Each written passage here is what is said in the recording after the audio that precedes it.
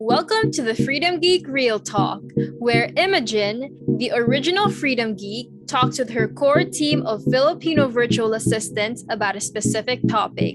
Here, the team kicks off touching on money matters from the Filipino perspective. In this session, we will be talking about expenses in the Philippines.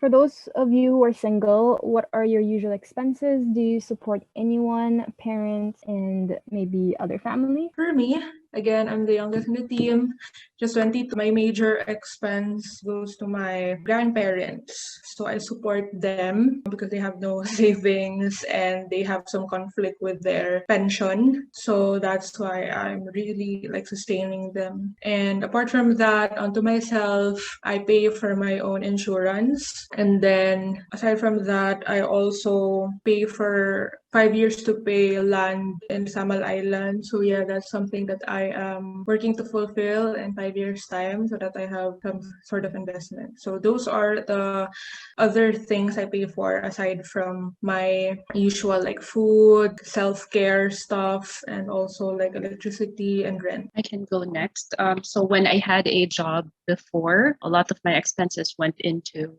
commute, and that was huge because I used to live about 2 hours away from where I work for more than 10 years. And here in the Philippines, the situation when it comes to commuting is generally unsafe, especially when you tend to go home late at night. In my job before, I would sometimes go home at midnight. I was in hotel event management. So if I had an event, say a wedding or convention, if they ended late in the evening, I usually stay until the end. So that means I go home late. And when Uber and Grab became common here in the Philippines, when I had to go home late, I would choose to take that instead of taking the public train or public transportation, which meant my travel expenses shot way up, pretty much tripled, because from a typical, let's say, $1 worth commute translated to about $5 maybe per way travel. So that was one major expense that really became zero when I started working online. The rest of my savings would go into condo fees, taxes for that, as well as electricity, water, internet, and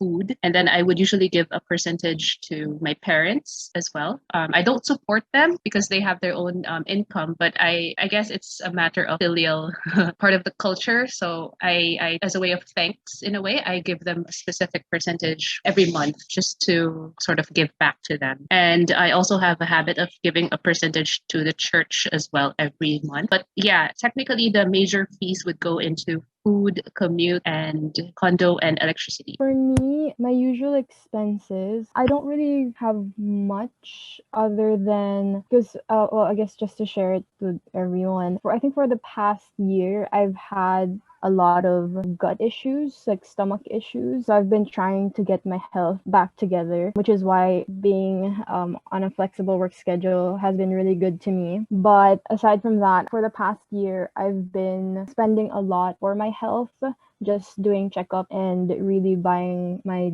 daily supplements to really fix my stomach. That has been a huge help for me because before I was working with a Freedom Geek, I would still kind of sometimes ask for money from my parents. But then since the past year, it's really been just me with all the income that I've been having from the Freedom Geek. I probably wouldn't have been able to support myself for it if it weren't for me working online. Aside from that, I do have insurance as well that I pay for on a monthly basis. And I do try to help around with other expenses in the house as well, although it's not the biggest one for me. It's really for my health that I've been trying to fix for the past year.